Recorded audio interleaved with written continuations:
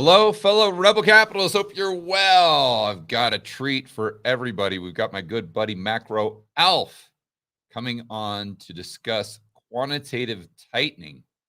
And this is something that most people have forgot about because they've been hyper focused on interest rates.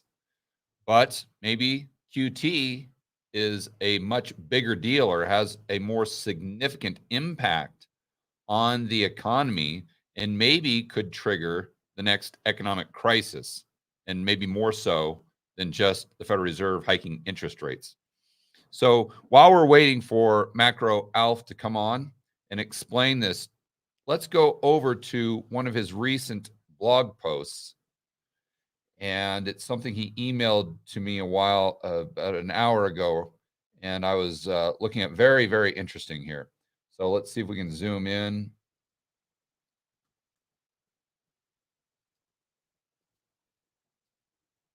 All right. So this is titled Liquidity. And this is the report from January 24th.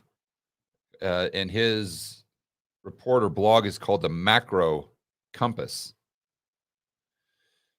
So the Fed intends to drain liquidity at a rapid pace in 2023. And while the pace might be more friendly for the next 3 months, don't get distracted. Wall Street will soon start feeling the heat. So most of you understand that quantitative tightening is the reverse of quantitative easing, where instead of buying treasuries, now all of a sudden the Fed are either selling assets, could be mortgage-backed securities, or they're just letting them mature and they're not rolling over. So let's just say they've got $1 billion in mortgage-backed securities that are maturing tomorrow. Usually they would have just, when they got paid, they would have just bought more of them. So their balance sheet wouldn't decrease. But now what's happening is they're taking payment. They're not buying more of the mortgage-backed securities in this example. And therefore, it's decreasing the size of their balance sheet, and it's decreasing the amount of bank reserves in the system. Why?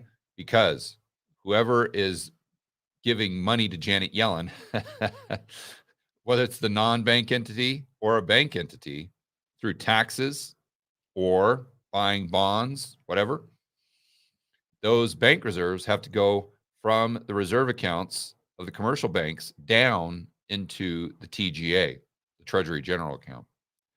And then when the TGA, the Treasury, Janet Yellen, pays Jerome Powell for, let's say, those treasuries that are maturing that he's not rolling over, then what happens is they don't really exchange money. Jerome Powell just goes over to Janet Yellen's account and reduces it by however much she is paying him.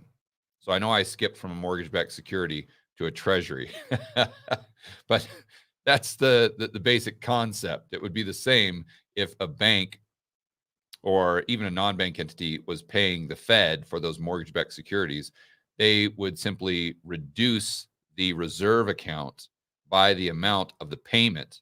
And if it was from a non-bank, then the commercial bank would reduce the liability side of their balance sheet by an equivalent amount, meaning your checking account, your savings account, a dollar liability of a commercial bank, which is a non-bank entity's asset, right?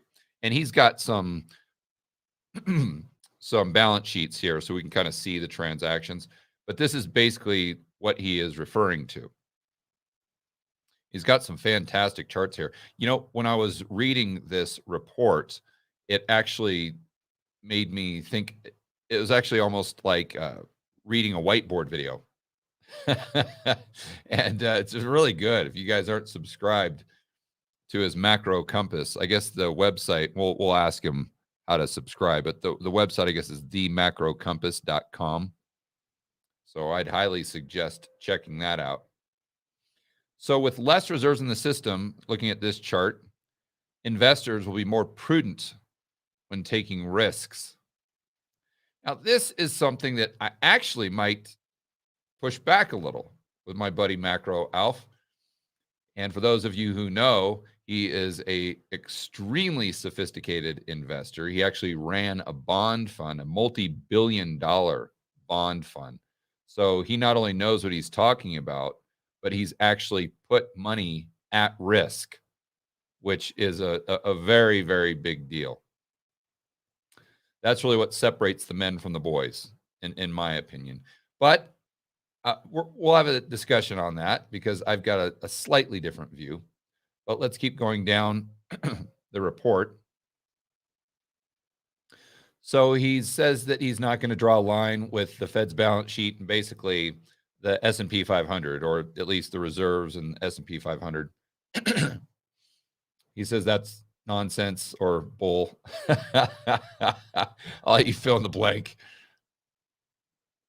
But then he goes and he shows the balance sheets, just like I do in a whiteboard video, on how quantitative tightening reduces the amount of reserves in the system. And then he goes on to explain how these reserves are important because it provides enough liquidity for things like the repo market. And if you don't have enough reserves in the repo market, there's not enough of these things to go around.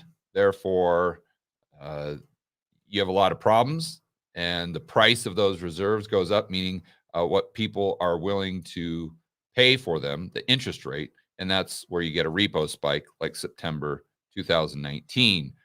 So the premise is, as the Fed does QT, they're reducing the size of their balance sheet, reducing the size of the reserves, reducing the amount of liquidity in the system. This could impact big markets and the plumbing of the financial system, such as the repo market. And he believes, the Fed thinks that, well, it's not going to be a problem because Janet Yellen is going to spend down the TGA.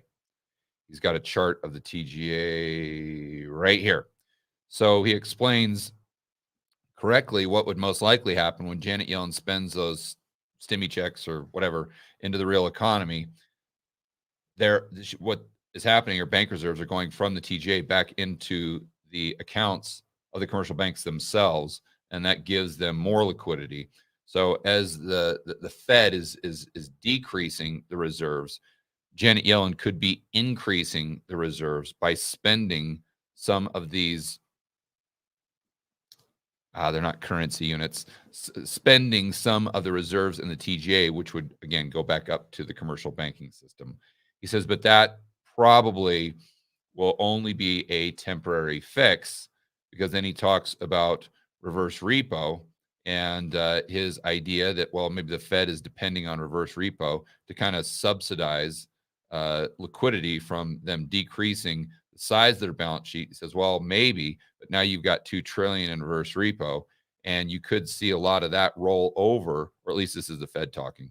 You could see a lot of that roll over to where these money market fund managers say, okay, well, I'm getting 4% reverse repo, or 4.25, whatever it is.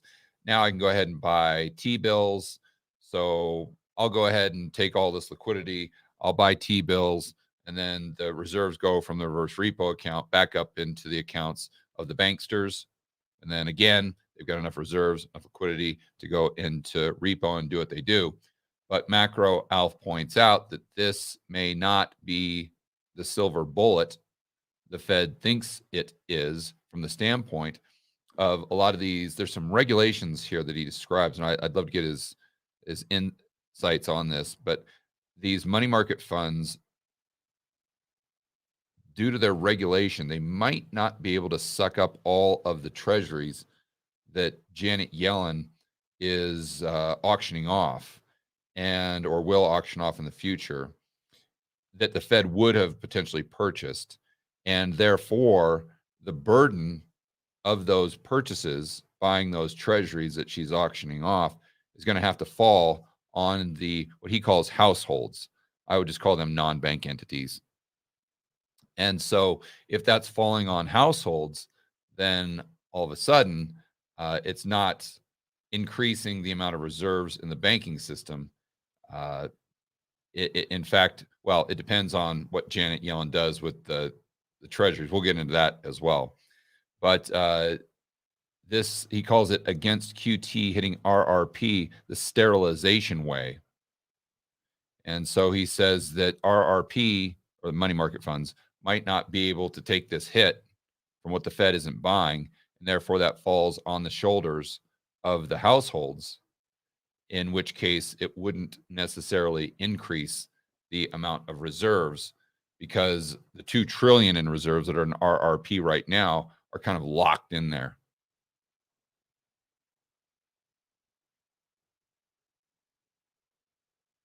And another thing that is really cool is, if you guys watched my whiteboard video last night, I discussed this dynamic that he's going over exactly. And now I looked at it from a standpoint of why is M2 and M1 shrinking? And where he's going with this is showing how the treasury holdings of households have increased dramatically as the treasury holdings of the banks have decreased. So he's looking at it through the lens of quantitative tightening and liquidity. But I sure wish I would have fallen on this report, because it took me hours and hours and hours and hours of homework to figure out where M1 was going, where the where were people spending the savings, and I finally figured out that it was most likely going into money market funds and T-bills. You guys would know that if you watched last night's whiteboard video, but it's really cool because I didn't read this report, and it's great to see someone that's got so much experience in the business uh, talking about the exact same things and coming to the exact same conclusions, um, in just without us talking to one another or kind of comparing notes. Yeah, so I went over, let's see, the assets and money market funds in the billions. Yeah, these are such huge numbers. It doesn't give you the whole scope. And the chart I used, I pointed out, and this was from the Fed. Actually, it might be a little different than this chart, so we'll have to compare notes here. But I had a chart from the Fed that showed from April 22 to December 22, assets in money market funds went up by it was about 1.2 trillion. You know what? Maybe mine was retail. Mine might have been retail money market funds, and this is money market funds in total.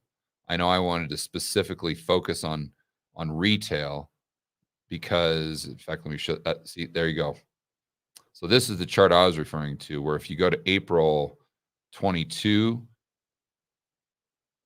you're at, oh, I'm sorry. I'm getting all mixed up here. I was actually looking at reverse repo as a proxy, for the money flows into money market funds in total. And I showed that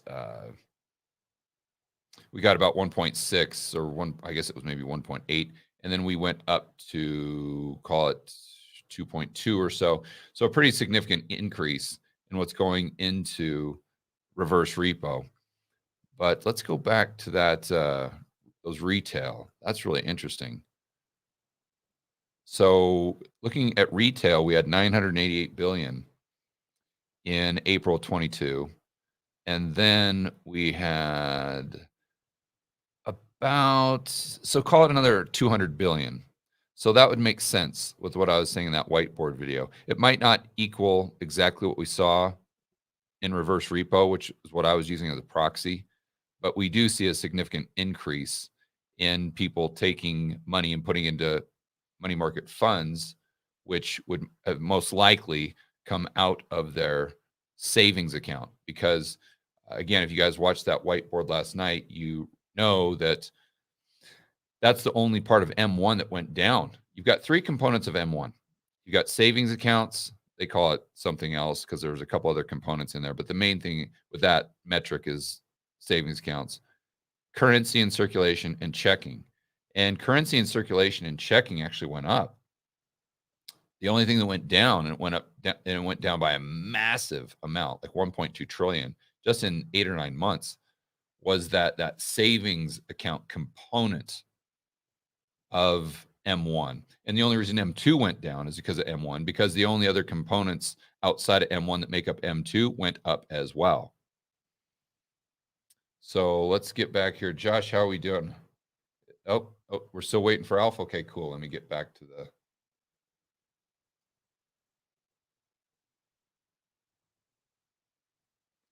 So this is obviously what I love to do, is just geek out on these balance sheets.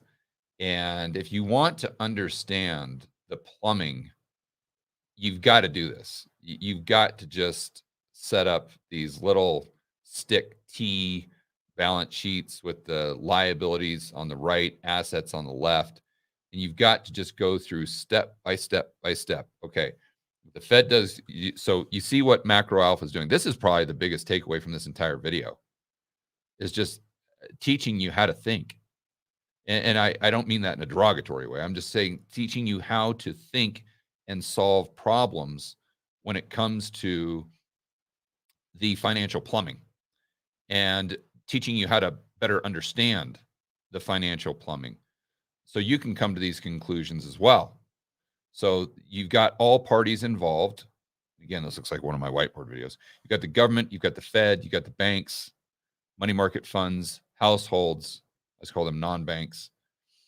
And I guess he's doing that to differentiate between the money market fund and the household itself, because those would both technically be non-banks.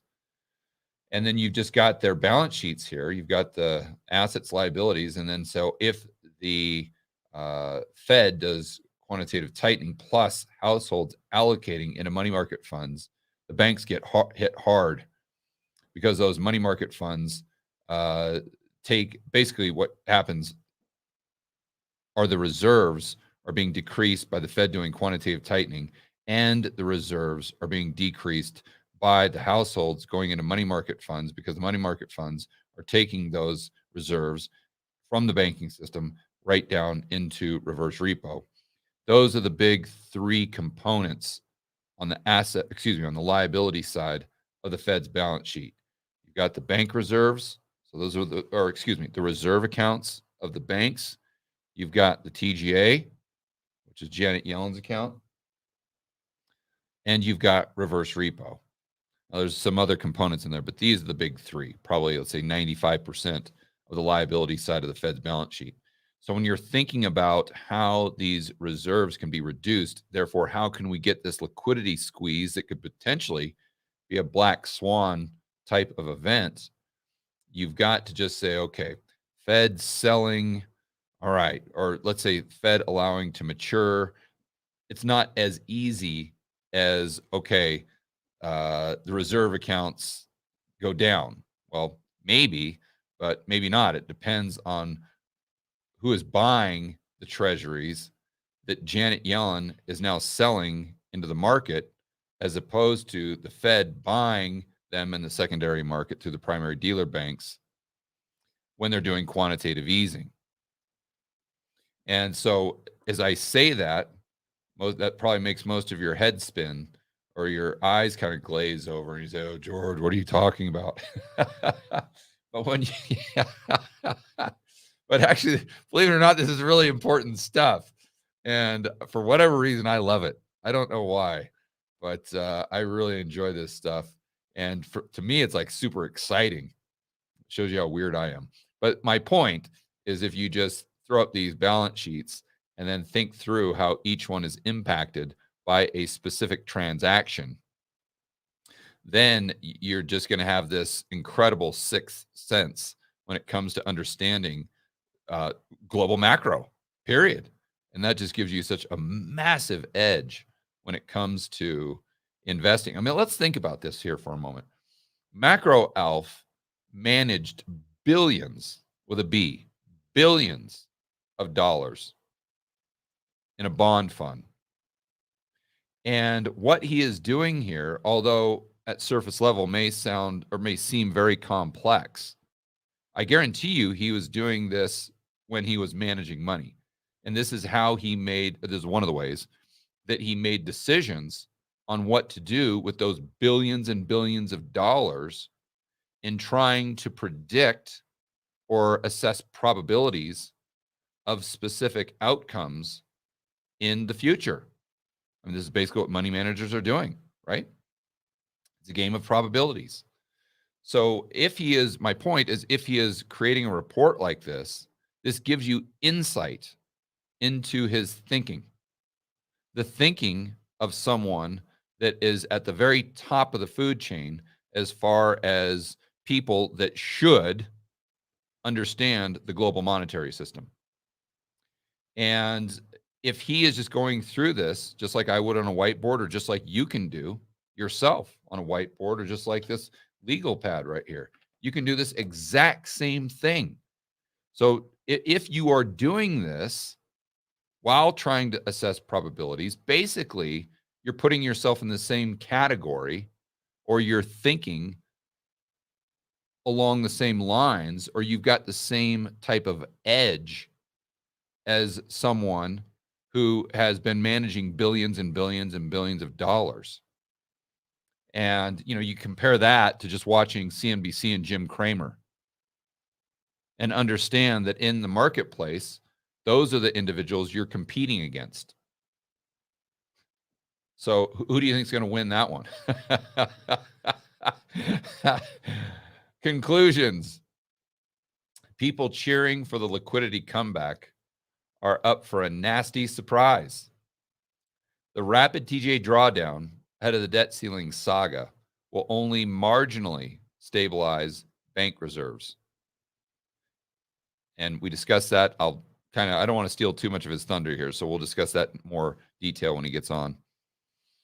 Let's see. Let me repeat this here. The rapid TJ drawdown ahead of the debt ceiling saga will only marginally stabilize bank reserves, which are set to keep falling rapidly.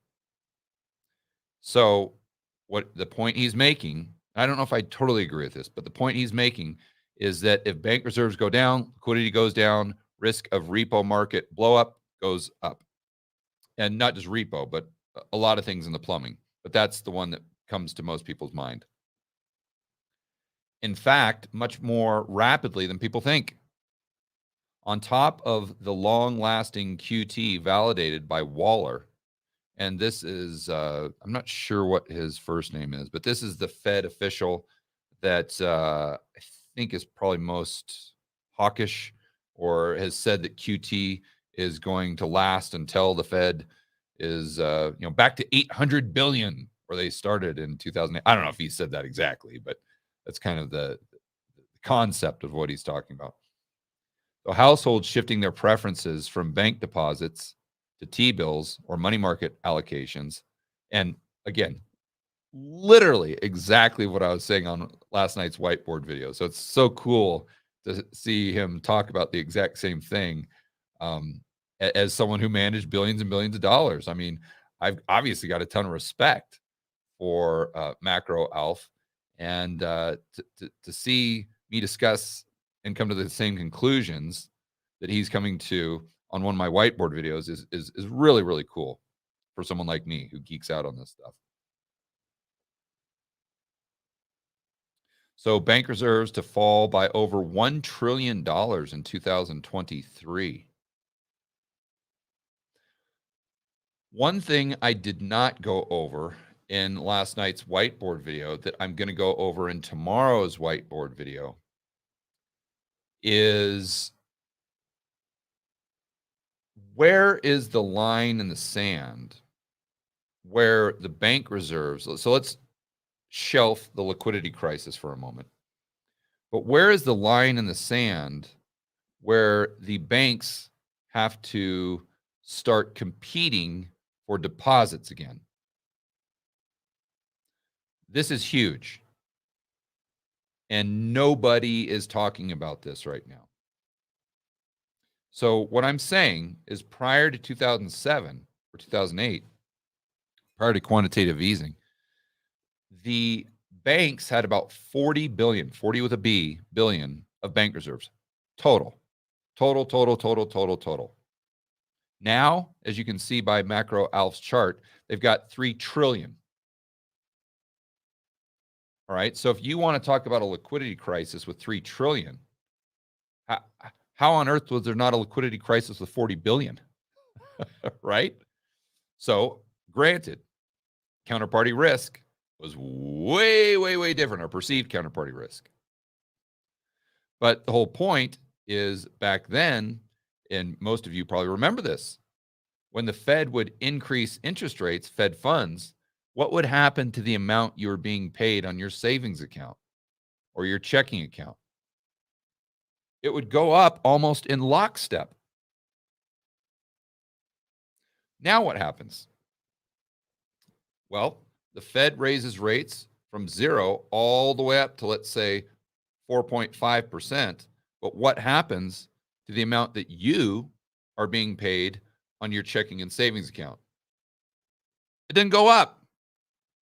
Okay, it goes up 25 basis points. Who cares? So the Fed raises by 450 basis points, and you get a measly 25. When prior to quantitative easing, if the Fed would have raised by 450 basis points, the amount the banks were paying you as a depositor would go up by almost the same amount. Why? Because they were competing for your deposits. Why? Because that was the cheapest form of bank reserves they could get. You're basically giving them a cheap loan, a loan that's cheaper than they can get repo or whatever the case may be, however else they would get those reserves that they needed. The reason there's such a delta now is because they're flushed with reserves to the point where they don't even want your deposits. Not only are they not competing for them, they want to get rid of them. Like, depositors, get out of here. We don't need your stupid deposits. We got plenty of banks. George. Yeah. Alfonso just got here. All right. Hello. Hi, George. Hey, well, what's up, brother? Hey, how are you doing? Of course, I'm Italian, so I'm late. Comes with it. No problem. No problem. I was just going over your report here, and I probably for the last 20 minutes, and it's really, really cool on a lot of different levels.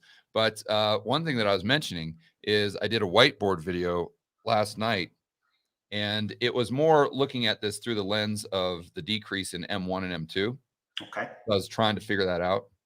And but what was interesting is I came to pretty much the exact same conclusions that you outline in your report.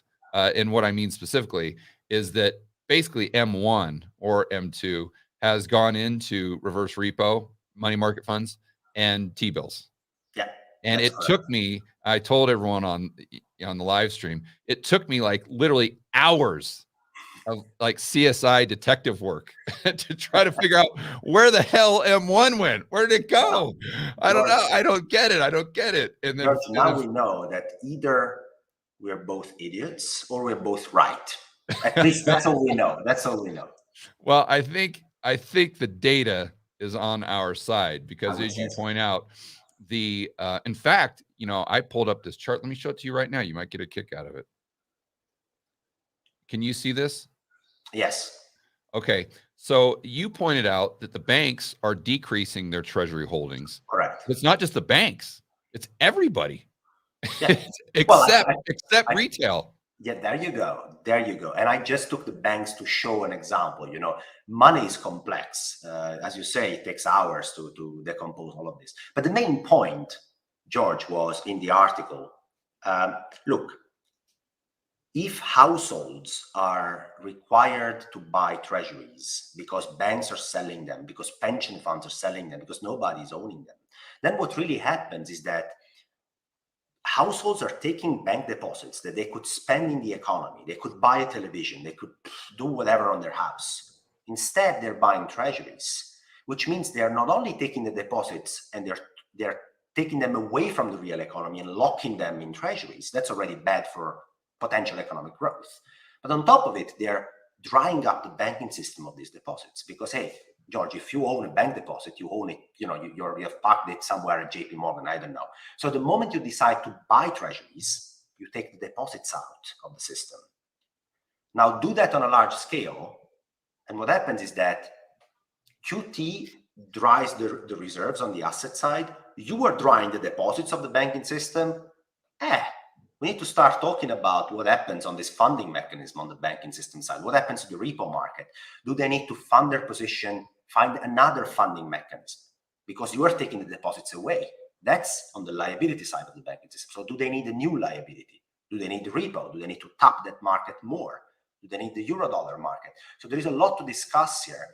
But QT is being compounded by the fact that households all of a sudden find that parking money at JP Morgan and making 0% is not a great deal when you can buy T-bills at 5% or park it in a money market fund. They're draining away deposits from the system. That's important to know. Yeah. The point there is if they're buying T-bills, then those reserves are going from the banks down into the TGA. If they're going Correct. money market fund, then they're going from the banks down into reverse repo. But, you know, there's one thing I'd like to add to your report that might make it even worse, if that's the right word, than your conclusion. And let me hear your thoughts on this. So we'll go over to your report. Sure. And you can see this? Yeah. Okay. So you're talking about them getting a temporary reprieve by Janet Yellen sending the TGA. Here we go. Right here, Treasury General account. But this is, I don't know if I went over this in the whiteboard video, or it might be tomorrow's whiteboard video. But one thing I was thinking through is, wait a minute. If, let's just assume for a moment that this entire drawdown in the TGA isn't going out to stimmy checks, but let's just say that it's going to pay off the Fed. Well, then all of a sudden, those reserves are going to reserve heaven. They're not going back into the banking system, even though she's drawing down the TGA. What do you think of that?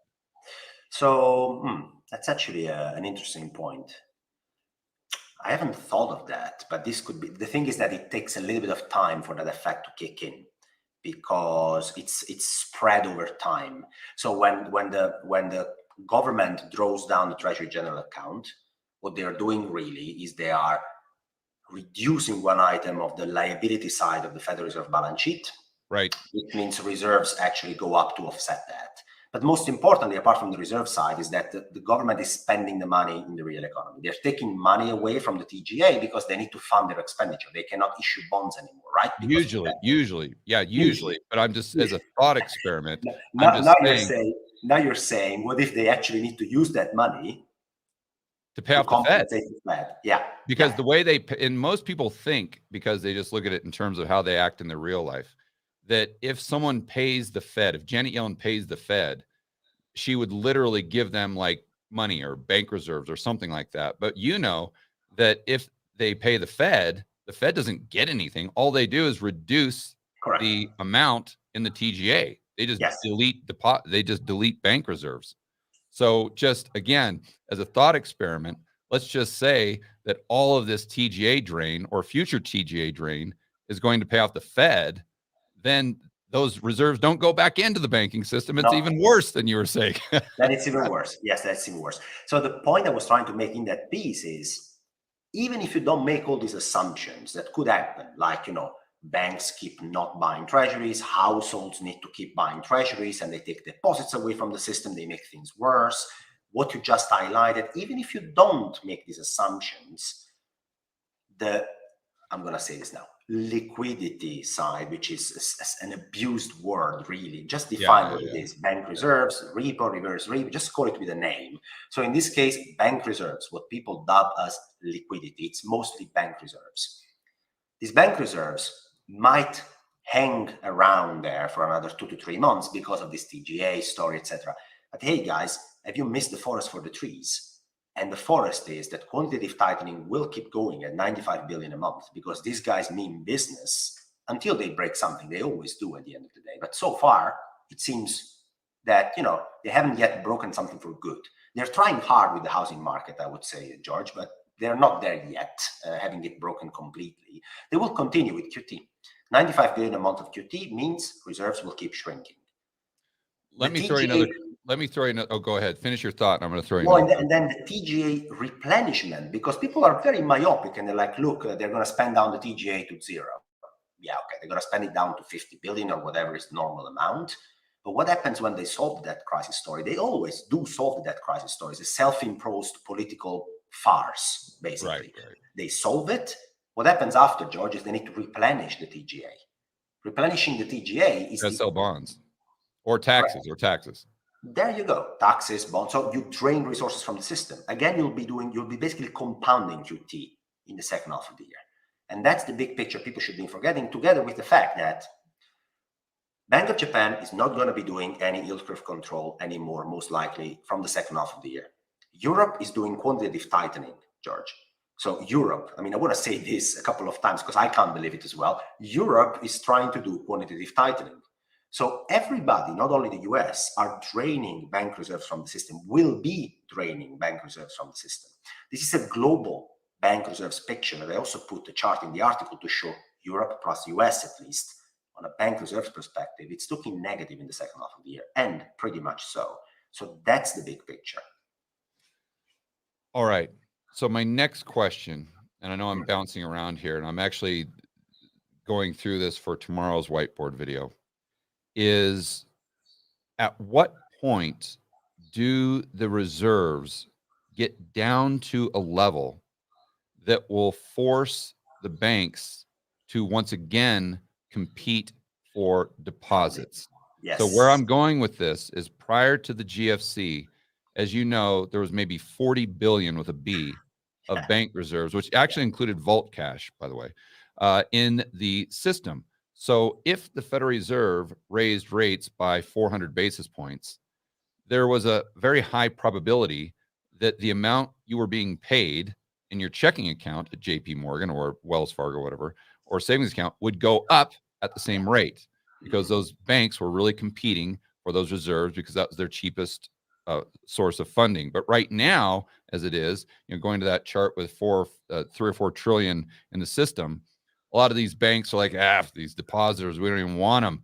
So they can pay them a measly 25 basis points, while the Fed is paying them 4.5% on their reserves, because the bottom line, they don't have to compete. And that is what is motivating the retail to buy the treasuries in the first place. So let's just assume for a moment that they continue to draw down the bank reserves to a point where the banks, all of a sudden, they're like, oh, shoot, we've got to pay people 1%. We got to pay people 2%. We got to pay people maybe even 4% in order to get these reserves we need, because that's the cheapest form of lending, or the cheapest source of borrowing for them. And then all of a sudden, the incentive for retail to take that liquidity and put it into treasuries is no longer there. Then what on earth happens to the bond market in that case? And I know that's just one variable, because I think we're both in agreement that what the yield curve is telling us right now is that there's plenty of demand for treasuries, even at the long end of the curve. But I was just trying to think through, if our only buyer right now, if the only one that is increasing the amount of treasuries on their balance sheet right now is retail, and as a result of QT, that's no longer the case, then who's your buyer? I don't know. So look, at the moment we have looked at the US, George, and in the US, retail has been supporting treasuries, and that makes sense, right? I mean, they get nothing from banks, they get 5% from treasuries. Why not? I would do the same. But you have to look outside the US as well. So you get global players that obviously use treasuries as collateral, so they need continuous collateral. Take a reserve manager, for instance. So you're Saudi Arabia and you sell oil, you sell it in dollars, you get dollars. What do you do with these dollars? You buy treasuries, right? That's what you do, because you want to keep these dollars somewhere when they yield something, right? And you want to have this safe collateral you can use, which is treasuries, in case you need to use it. So this demand from the outside world, I think, especially when you are a bit in a deleveraging episode, so the economy slows down. When the economy slows down, people that are over indebted need to try and repair their balance sheets. And repairing their balance sheets means that they need to bid up dollars. They need the dollar. They need to get their hands on dollars so they can repay their liabilities and destroy credit in the first place. That's how you deleverage. That's a balance sheet recession. We are not there yet, but there are signs of frothy, overheated, over-indebted markets where these deleveraging episodes have happened. And actually, the collateral becomes more expensive because everybody wants this collateral in these episodes, right? So take always the bond market, and I mean, you have done also whiteboard videos on that, and I'm saying nothing new to you, but the treasury market is a global market, not only a domestic market. So that's my first consideration. And then the second one was, I don't remember the first question, mate. I'm sorry. Oh, no problem. I was talking about the long end of the curve going up as a result of banks having to now compete for deposits because the reserves go down. The deposit competition, right? That was a good question. So At the moment, there is not really so much need, right? I mean, these reserves are very abundant, and Right. I'm just trying to figure out the line in the sand because obviously it's not 3 trillion and it's not 40 billion. So where is it? I don't know. So one data we have is looking at 2019. You remember the repo market blew up in 2019? So that was because the Fed was keep doing QE in 2019, even if they're basically that pivoted already, but this QT was running in the background. And at some point you had a level of reserves, which was like 1.5 trillion, something like that, around this line, if I remember correctly. It blew up. It was too little. Now we have more competition, I would say. The first is these treasury yields are very high, so they suck away deposits more rapidly. And the second is money market funds. I mean, this reverse repo thing, it's also the same thing if you think about it, right? Because George, as a depositor, you can either buy treasuries or you can park money in a money market fund. The money market fund just does the same and charges you a fee. So I would suggest you go and buy T-bills yourself, but money market funds are attracting deposits as well. And they just park money back at the reverse repo facility. So they're sucking away, in a sense, deposits from the banking system. So the competition is bigger this time, I think. The amount of reserves in the system is larger. Governor Waller has made a speech on what he thinks that the level of acceptable reserves in the banking system should be. He said roughly 10% of GDP. That's 2 trillion. That's not far away from, this 1.5 trillion-ish level that caused a lot of problems, I think, in the repo market. I think, anywhere around 2 trillion starts to be a bit complicated, especially if you consider that the competition this time is harsher from the treasury because yields are much higher, and from money market funds because yields there are also much higher today. How on earth could 2 billion be a problem? Not saying it's not, but how on earth could 2 billion be a problem? Or excuse me, 2 trillion. 2 trillion. I'm sorry, 2 trillion. 2 trillion be a problem when 40 billion was not a problem. I understand that the economy is growing and M2 went from 7.5 trillion. Now let's just call it 20 trillion. But I mean, the increase from 40 billion, I don't know what percentage increase that is, up to 2 trillion, but it's a lot. It's a lot. So why is the system so different now to where we need all of these bank reserves when back then we didn't really need any? Leveraged trades in the hedge fund industry is the answer. And it sounds very complicated, but there has been a proliferation of leverage in the financial market. And leverage in the financial market means that credit needs to be created. People need to lever up their balance sheet, right? And a repo is one way to do that. I mean, many of these hedge funds are trading treasuries using this little capital, because what they do is they fund their position through repo. So basically, if they want to sell a treasury, what they do is they borrow it first in the repo market, they post the treasury as collateral in the repo transaction, and here they have their short. Do you know the haircuts are this small? I've traded this stuff myself, George. It's this little capital you need to put, which means the leverage is very large. Why? That's on the assumption that the repo market is very solid. It's always liquid. There's always a flow of repo, reverse repo transactions. It's a very tight market. And who are the institutions delivering this credit in the repo market? It's banks mostly. Right. Banks are sitting there to provide liquidity in these transactions. They make a tiny little spread, and they're happy with it. So when you have so much leverage in the financial system, if these bank reserves are shrinking, even if they're 2 trillion, because of the underlying trades, which are so leveraged, they are so large in the hedge fund industry, but not only that, also in banks, in pension funds, all these derivatives around, they require a lot of notional leverage, a lot of it, which means a lot of bank reserves need to be lent and created basically to lend away against these transactions. So this time, the economy in 2004, 2003, the market needed much less reserves because really the financial markets was built different than it is today. There has been a massive proliferation of leveraged players in the market that require leverage. They require repo transactions, which require bank reserves to function smoothly. And that means that the equilibrium is totally different today than it was in 2004 and 2005. Do you think some of it has to do with increased perceived counterparty risk? Because the way I always think about it in my whiteboards, and maybe I'm wrong, is that if they're only $40 billion in reserves, a lot of the transactions between banks, including in repo, are probably settling off the Fed's balance sheet. So That is just correct. settling on the balance sheet of the commercial banks, where after the GFC, now all of a sudden the banks step back and say, whoa, whoa, whoa, what was that? They just get a left hook from Tyson out of nowhere. And all of a sudden they say, okay, all of this settling that we were doing on our balance sheets, that ain't going to happen. Yes. Now we would much prefer to settle on the Fed's balance sheet. And since now, because of this increased perceived counterparty risk, it's not like the banks can't create liquidity, like there's some sort of constraint that the Fed can micromanage, but more so they can create as much liquidity as they want, so long as they trust the counterparties. And correct. now they don't trust the counterparties, so they need to settle on the Fed's balance sheet. Therefore, the Fed needs more bank reserves, or the size of their balance sheet needs to increase. Is that a fair assessment, or am I way off? Why do you invite me, George, here? I mean, you have become a monetary plumbing expert. You don't need me anymore. This is correct. This is correct because before the great financial crisis, most of the derivatives were bilateral transactions, as they were called. So there was no clearinghouse in the middle. It was you and me. We decided what collateral we needed to post, what margins every day we needed to post against this transaction, and that was it. It was based on trust and the fact that the banking system was strong and you could trust counterparties.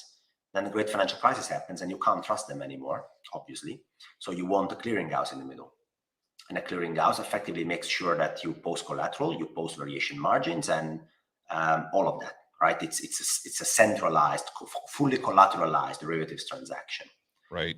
And that has an impact, yes. And also, to be honest, it ended up probably generating more leverage in the system, because once you have a centralized clearing mechanism. Yeah, it was like moral hazard. Yes, you are going to be saying, like, counterparty risk is not really a thing anymore. I am going to ignore it to a large extent, follow the rules from the clearinghouse, and engage more in these leverage transactions. So actually, it ended up generating the opposite effect, I think. I mean, there is more control, but there is more leverage in the system now than there was before, by far. Right. And therefore, more and more need for T-bills, or maybe better said, more and more need for the collateral. Yeah. Because outside, let's say they can't settle on the Fed's balance sheet, the euro-dollar market, their version of going from settling on the commercial bank's balance sheet to the Fed's balance sheet would be just trusting you with a handshake, or let's say an uncollateralized loan, to now all of a sudden, no, we need collateral, and we don't just need collateral, we need the best collateral. Yeah. Therefore, you get this massive bid for the front end of the curve. So look, I always make the case that German government bonds, AAA rated, one of the few trusted collateral in Europe, denominated in euro, has been trading below ECB deposit rates, below in terms of yields. So it actually, you get punished for owning German government bonds, or you need to pay for the luxury, best said. You need to pay for the luxury to own AAA German collateral rather than park money at the central bank. Yeah, this collateral is so scarce, George. It's so scarce. Sometimes it ended up trading 100 basis points through the ECB rate. What? It means there are people that instead of parking money at the ECB, they need the paper cash collateral. They really need it. They need to post it to somebody else to get their credit. It was the same thing with the 1 month. Alpha is the same thing with the 1 month. At various times throughout 2022, the 1 month was trading like 50, 60 basis points under reverse repo in the US. But the reverse repo was actually introduced by the Fed for the very same reason. The Fed didn't want the optics of negatively yielding T-bills. Yeah, that's why the reverse repo exists. Because if there wasn't any reverse repo, all these now assets of money market funds, I mean, money market funds they have 1 Monday, they can buy treasuries. That they can't do much more than that, to be honest, George. So they would have all flocked into these T-bills, 6, 3 months, 12 months. They would have pushed up the price so high that yields would have become negative, and the Fed doesn't want to be seen with negative interest rates. It seems like they're losing control, they're losing their grip on the front end of the curve. And that's why the RRP really exists, to give an outlay for these money market funds to park money somewhere. So instead of parking it on the liability of the government, they park it on the liability of the Fed. Right. Roughly the So, same thing.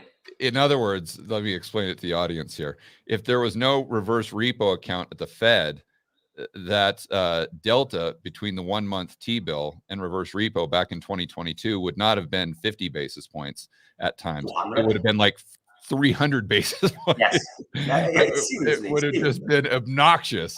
Yes. And most importantly for the optics, T-bill yields would have been negative because Fed funds rate were 0 back then. Oh, right. So then you move T-bill yields into negative territory, and oh my God, there is negative yields in the US, and then this is this political backlash that the Fed wanted to avoid. That's why RRP was created in the first place. But I have to say, Judge, you do a great service with this whiteboard videos trying to explain all of this. This is not easy stuff, you know, and people need to understand how money works. It's a complicated matter. Yeah, it is. But one thing I was telling everyone when I was going through your report, which I said is basically like reading a whiteboard video, I was encouraging people because I said, listen, you've got Macro Alf, who has got incredible credentials. This is a guy who is managing, not just thinking about this stuff like I do on a whiteboard, but actually thinking about it and then taking action by allocating billions and billions and billions of dollars. That's where rubber meets the road. So I said, if this report is basically an insight to his thinking, look at what he's doing. I said, all he's doing is taking the balance sheets of all the parties involved in a specific transaction and just saying, okay, well, the Fed does this, then what happens to the balance sheet of the government, the banks, the money market funds, households? I said, this is how a multi-billion-dollar money manager thinks. And this is something that you can do. You can do on your own with your own just legal pad and your own whiteboard. So think about if you allocated time to this instead of just listening to Jim Cramer say buy. Just think of the massive edge that you would have with your portfolio in years to come. So that was one of the things I was going over when we were waiting for you. You know, one thing I'd like for you to explain here, I didn't get into it too much, is you say that it's not likely for the liquidity and reverse repo, I'm trying to find the part, to go into T-bills and to go into treasuries. Yeah. Why is that? Okay, let me try to say it in two ways. For that to happen, you need either the Fed that wants it to happen. If the Fed wants it to happen, it's very simple, George. They just say, ladies and gentlemen, the reverse repo facility doesn't yield anymore a decent return. It yields below, it yields Fed funds minus 50 basis points or something. Right, and so right. people will be like, I'm a money market fund. I need to park somewhere. Is there something that yields better than that? Bills. So they would go and flock into bills. So if the Fed wants this to happen, they just scrap the RRP, basically. They make it less convenient, and then money market funds can buy treasuries. Got it. So does the Fed want that? I think the Fed is trying to drain reserves from the system, not to add reserves from the system at this stage. This will be counterintuitive to QT. QT is done so to remove reserves from the system. If you untap and unleash all the money sitting in the RRP, you are sterilizing your QT. You are doing the opposite of doing QT. And inflation is at 6%. George, I don't think you want, as the Fed, actively to be doing something that looks like QE. It's not QE, but it could look like QE from the outside. So it's a political reason. And then the second way that money market funds could go and buy T-bills would be if these T-bills would be freaking issued in large amounts by the Treasury Department. Because one way to move the price and make T-bill yields more attractive in yields terms, right? So money market funds can park money in the Fed or buy T-bills. Yields are the decisive factor, really. So how do yields rise? Either demand goes down or supply goes up materially. So if there's a lot of supply of these T-bills coming to the market, somebody needs to absorb them. And the new price, the new yield will be higher, the new equilibrium yield. That means the Treasury Department needs to issue a gazillion T-bills, gazillion, to accommodate the 2 trillion something sitting in the RRP. This was a theory. Do you remember when there was a theory that the Treasury Department would have issued a lot of bills so that QT would be sterilized by the money market funds? So you issue bills, they go and buy the bills, and they release reserves, and so you sterilize the QT. That was the idea. People don't understand how the quarterly refunding mechanism works at the Treasury. These guys are not like they're sitting and saying like, let's change our entire issuance structure over the next 5 years. Let's not issue any 3, 5, 10, and 30-year bonds anymore. Forget about them. We're only going to issue T-bills now. That's not how it works. So it's a political thing. So it's going to take quite a lot of time, really, for the issuance to move to bills, even if the Treasury wanted it to move to bills. Because, George, if they do, they take a lot of risks. They're now issuing all short-dated bonds. They need to be refinanced every 6 months, every 6 months, every 6 months. From a risk management perspective, if you're the Treasury Department, you want to spread out a bit your issuance. You do some short-term, you do 5 years, you do 10 years. So all this 2 trillion issuance of T-bills is not going to happen. And the Fed as well is not going to just scrap away the RRP, giving a chance to markets to talk about the new QE coming that offsets their QT. So I don't see the incentive scheme, I think, for these money market funds, 2 trillion to be unleashed back into the system. I don't see where it comes from. It's an interesting point that the incentives are not aligned at all with the Treasury and the Federal Reserve, because the Federal Reserve is trying to fight inflation by raising interest rates. And, the Treasury may in the future have to go more and more onto the short side of the T-bills, what you're saying. And therefore, they're more exposed to the Fed increasing interest rates as far as the amount of interest they have to pay on their overall debt. So it becomes a very interesting dynamic there. Yes, pretty much. Interest on debt it's a very interesting topic, because if you extrapolate that the Treasury Department needs to pay 5% forever on every bond they will be issuing, it becomes a bit of a problem. A lot of tax revenue effectively has to be spent to service interest on debt, right? But the problem is people don't understand. People don't appreciate how the balance sheet of a government works. It's not the balance sheet of a household. It has not limited resources. It's not like, hey, I'm running out of money. The Treasury issues the money, guys. Treasuries are money, are a form of money. They're a form of collateral. They're a form of money. So their balance sheet works differently. If they need to fund payments on interest, which have become too large, they will just issue more bonds. That doesn't mean nothing happens at the macro level. It does matter, because you're basically going into a snowballing effect. To finance your expenditure on debt, you issue more debt. I mean, obviously that's not a great solution, right? But they can kick the can down the road for quite a lot of time using this trick. And on top of it, are you sure the economy can really handle 5% interest rates forever? Because that's the assumption behind. The assumption is that the Treasury Department will have to pay 5% forever. So all of a sudden, an economy that couldn't deliver strong growth with 1%, 0% Fed funds between 2012 and 2020, this was the average level of Fed funds, 0, 1%, maybe 2%. Now, all of a sudden, can deliver strong growth with 5% Fed funds forever. I don't believe it, George. I don't believe it. It doesn't make sense. Yeah, it's a great point. And, I've also struggled with the idea that the government, although I hate government spending, but I struggle with the idea that they'll have a hard time if interest rates get to XYZ, because, the way I look at it is the United States, the domestic economy, let's just say it's this big, right? Where you've got the global economy that needs dollars, which is 100 times bigger. Yeah. And so let's just assume for a moment that we have an economic downturn, a global recession.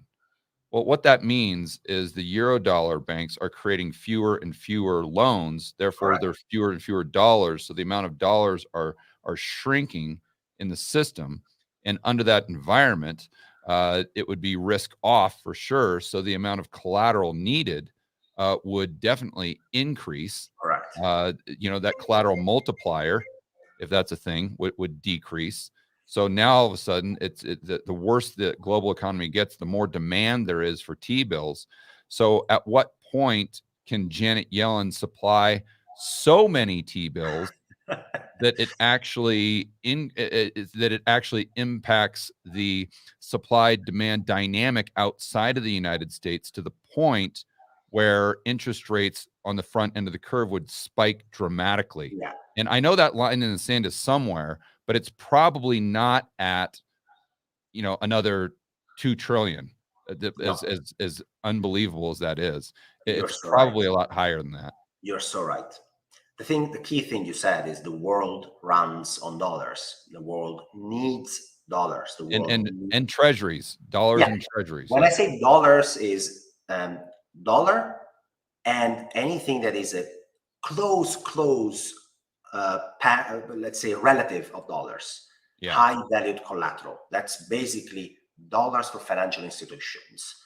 That's bank reserves and that's the collateral for non-banks, basically. So if you are a pension fund, you don't have bank reserves. What do you have? T-bills. They're the closest thing to a dollar you can get to, basically.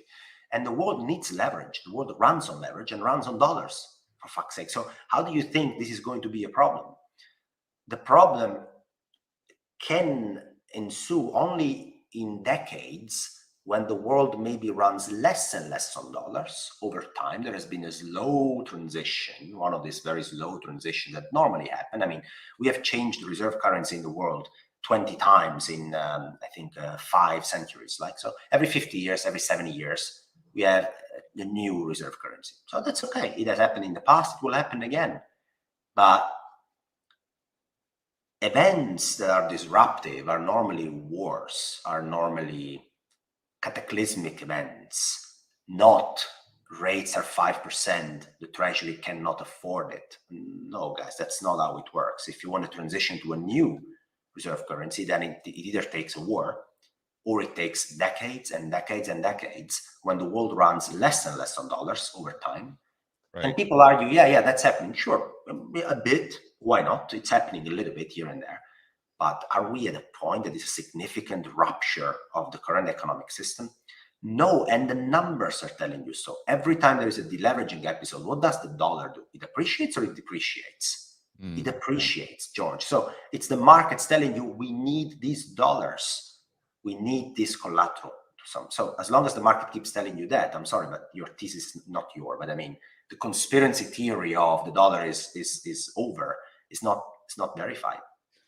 Do you think, understanding what you've just said, do you think there's a reverse argument in looking at your report to where QT could add liquidity to the system because it's increasing the amount of treasuries because you're trading basically bank reserves for treasuries? Yeah. Or is that not applicable because these new treasuries are going onto the balance sheets of households and therefore most likely won't circulate at the banking level in the global economy? So if it was the banks that was absorbing this, then maybe it's actually an argument for increasing liquidity.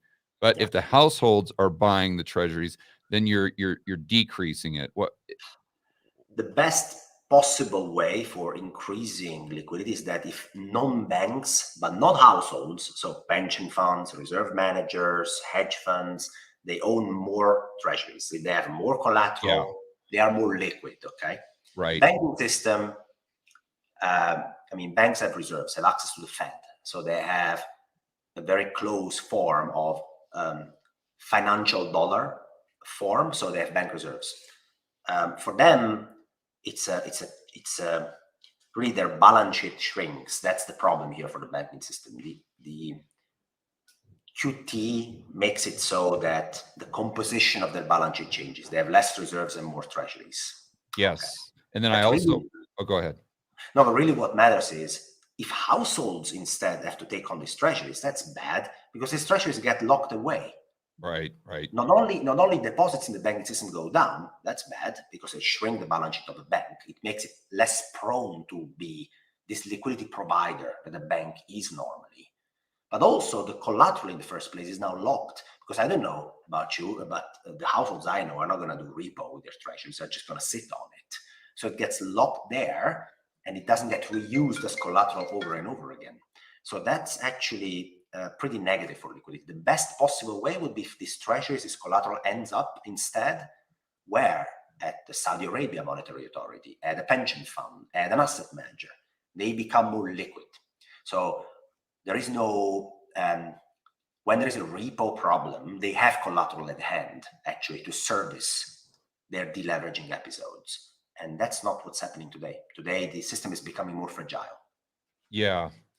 Is there a way that just assuming the primary dealers are the ones that could supply and rehypothecate a lot of the collateral in the form of T-bills, do they have access to the T-bills on the household's balance sheet if those households hold them with a brokerage, or how does that work? Unless the brokerage has a line of credit with the banks, but not necessarily is the answer. So these, Okay. the T-bills that you own at your brokerage account, unless the brokerage has a line of credit with the bank, and the brokerage actually shouldn't, normally speaking, unless you really, how can you say, unless you acknowledge that you want this form of collateral to be reused in rehypothecation, unless you actively acknowledge that, it shouldn't be used actually by the broker in rehypothecation. So it's safe to say that if it's on the household's balance sheet, it's not accessible by the financial system. Most likely it's collateral locked away, most likely. Yeah. I mean, households buying treasuries, it's bad for financial liquidity and for the deposits fight that banks have to go through, because deposits become scarcer and scarcer. Households take it away from the banking system and they lock it away in treasuries. So net, it's a pretty bad thing for both for the banking funding system and for the overall flow of liquidity and the flow of collateral into the system. Yeah. George, look, I need to go. So how do we handle problem, buddy? No, how can people subscribe to your report? Oh, before I forget, if I put something in the chat right now, can people see it? Yeah. But where do I comment? I think, Josh, can they see it? Or Josh can put it in there. Look, basically what I'm doing is, I don't know, where can I post it? I have a private chat here somewhere, and then I put it in the private chat, and then I can put it full screen. Okay. So what's happened is that I've been in New York recently, and I have decided to give away a 20% off on annual subscriptions to the Macro Compass. So if you like that excerpt the judge went through, you want to try it out, it's 20% off for the first 10 subscribers. Here's the link and everything in the private chat. If you guys want to go through and take advantage of that offer, be my guest. There is much more on the Macro Compass. So, Alf, we've got about 700 people right now in the live stream. So what we'll do is Josh is posting it right now so everyone can see it. And then Josh can take this link and he can also put it in the description of the YouTube video, because as soon as we get done, it'll go live. Well, the replay will be available on YouTube. Well, George, I appreciate you inviting me. And again, what a great job you do on this stuff. You know more, I swear, you know more about this than many of these hedge fund guys I used to talk to when I was running money. I swear, I'm serious. Well, unfortunately, I don't know that that's a compliment. That just tells you that I have no life. That's true. That's true. But look, you said it right. You draw T accounts. You go on a blackboard and you draw T accounts. It's that simple.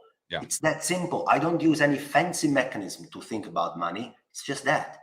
Spend time, draw T accounts like George does, like I do, and you'll be there. You'll be there. Follow the video George does, follow the courses I'll be doing, and you're there. It's very simple. All right, buddy. I'll let you go. Thanks again for your time. Ciao. Talk soon, guys.